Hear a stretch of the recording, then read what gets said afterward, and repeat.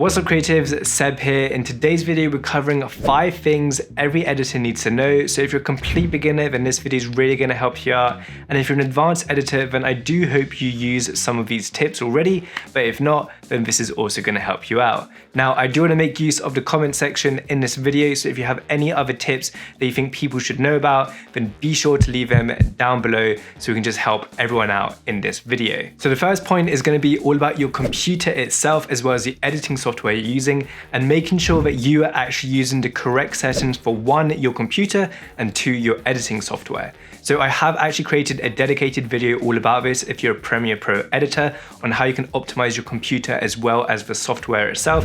And this is going to be a super essential thing that you want to be doing right off the bat so you can get the best performance possible when it comes to editing as well as exporting your videos so I can get the best performance possible. The second thing is having good headphones. So if you're editing for 8 hours a day and you're using Apple AirPods or using the earpods that come with your phone, that's not really going to be ideal. The main focus to having good headphones is actually being able to hear everything very clearly, so you can hear whether your dialogue or your music is too high and too low, and just see if the audio itself is crispy. So I actually use 2 pairs of headphones, and I think it's quite important to have a second pair or a backup pair, just in case one gets uncomfortable after you've been editing for a few hours. So the ones that I use are the Astro A50s. So these are completely wireless. They have a charging station in case they run out of battery. I can just pop them on. I don't have to plug them in or anything. And the best part about this is that they sound really good, but I can also just move around freely. So if I want to go ahead and go do something or grab myself a drink or some food, I can keep listening to the dialogue whilst having these on, and I don't have to worry about having any cables. Now, the second pair of headphones that I use are the Rode NTH100s. So these officially released yesterday, but I've been using them for about a month or so now, and these are absolutely amazing, and they're by far the best headphones I've ever used in terms of audio quality. The only downside to these is that they do have cables, which is slightly annoying, so you can't move around freely. But a cool thing about it is that you can put a jack on the right side as well as on the left side. So if you like to have your cable on the left or the right, you can choose. But these are super comfy. They've got memory foam and they just feel really good, top quality. So I definitely recommend these if you're looking for a new pair of headphones. The next tip is having good music. So as an editor, I use a lot of music in my videos, and I've been editing for over 8 years now. So I have a bit of experience with kind of music libraries that you can use. So I'm going to list a few in the description that you can go ahead and try these free trials out. The first one is going to be Epidemic Sound. I think quite a lot of you guys actually do know about this. They're super awesome. They're amazing for sound effects. Then the next one is going to be Soundstripe. So this one I've been using for about 8 months now. The music quality is amazing once again, and it's super easy to integrate it to your YouTube channel and all other channels that you're using it for. And then the third one, which is one that I've just recently started trying out, and that is Artlist. It's much higher quality music. It is a little bit more expensive, but in terms of quality, it really outperforms the 2 others. But I guess you pay for that because it is more expensive.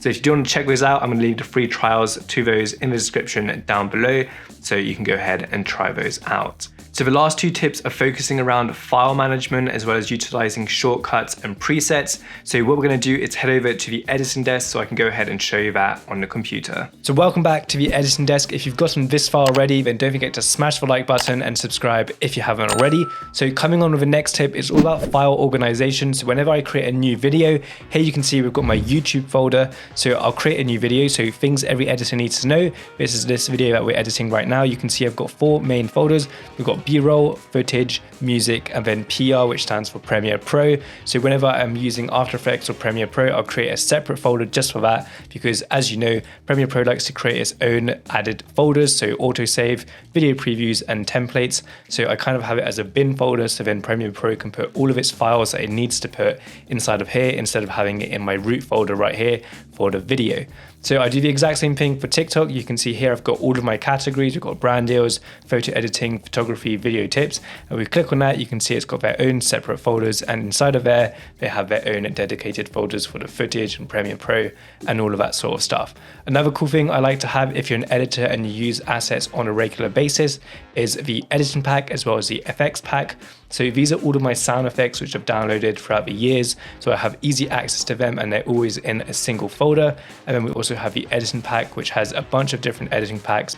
We've got my Premiere Pro exports, my social media animations, social media icons. So this is like icons that I use on a regular basis. We've got a bunch of stuff like that. So if you do use assets on a regular basis, I do highly recommend creating a production folder so you have all your effects and of your assets. And then finally, tip 5 is all about keyboard shortcuts and presets. So to jump right into it, we press K right here. You can see all of my keyboard shortcuts, and I actually have a dedicated video all about this, and you can also download my keyboard shortcuts for free. But to give you a quick demonstration, if you go ahead and duplicate this clip, instead of cutting your videos, for example, the traditional way, you'd grab your cursor and you'd cut it just like that. What I actually do is I press W and that'll instantly cut it wherever my marker is. Same thing, if I want to cut just the right side of a clip, I'll press E.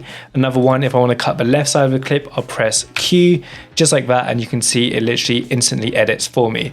Another cool one is if I have a clip which doesn't fit the frame. So for example, this clip originally is a 1080 clip and this is a 4K timeline. All I have to do is press Ctrl B, and then that's going to make it fit to frame, so I can instantly resize my stuff without having to click on it, go to effects control and do scale up and all of that sort of stuff. I can just press one button. Another cool feature is with the music. So if I just drag in the music right here, click on that, go to Essential Sounds, I'll click Music, and then I'll change it to Balanced Background Music. I'll add the duration section right here.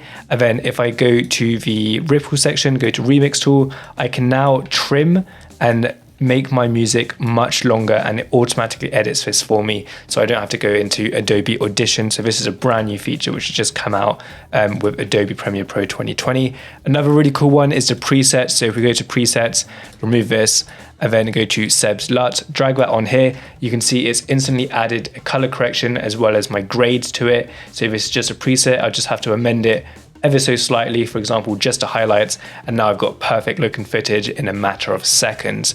Another really cool one is the export settings. So if we press Ctrl M, then here, if we scroll up, you can see I've got a Reels section as well as a YouTube 4K section. So these are my export presets. So once again, I have downloaded links to my presets, so you can have it for YouTube as well as TikTok and Instagram Reels. So I'll leave a link to that down below so you can go ahead and download those if you want. But that is pretty much it for this video. Those are 5 things every editor needs to know. Now, do remember, join the comment section down below if there are any tips that I forgot or you want to add on to this. Then the comment section is the place to be. Let's start a quick little discussion all about that. I hope you did enjoy this video. If you did, smash the like button, subscribe if you haven't already, and I'll see you in the next video.